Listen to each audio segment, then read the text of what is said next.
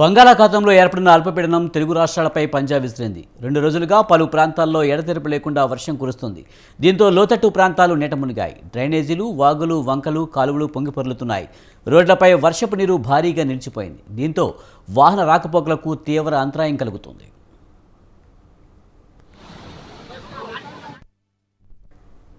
తెలంగాణలోనూ వర్షాలు కురుస్తున్నాయి. మరీ ముఖ్యంగా హైదరాబాద్లో ఈరోజు ఉదయం నుంచే వాన కురుస్తుంది. మోస్తరు నుంచి ఎడతెరిపి లేకుండా వర్షం పడుతుంది. ఈ నేపథ్యంలో భాగ్యనగర వాసులకు వాతావరణ శాఖ బిగ్ అలర్ట్ జారీ చేసింది. వచ్చే 2 గంటల పాటు జంట నగరాల్లో అతి భారీ వర్షాలు పడతాయని హెచ్చరించింది. ప్రజలు ఇళ్ల నుంచి బయటికి రావద్దని తెలిపింది. రానున్న 2 గంటల్లో అతి భారీ వర్షం కురిసే అవకాశం ఉందని వాతావరణ శాఖ సూచించింది.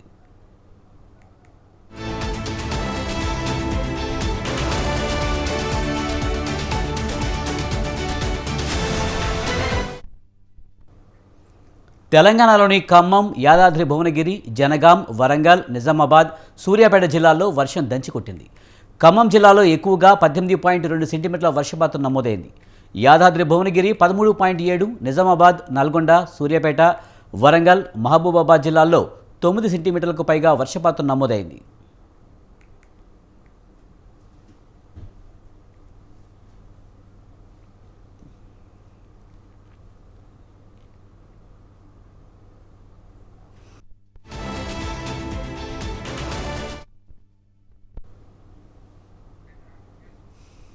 తెలంగాణలో 7 జిల్లాల్లో భారీ నుంచి అత్యంత భారీ వర్షాలు పడతాయని వాతావరణ శాఖ డైరెక్టర్ నాగరత్న తెలిపారు.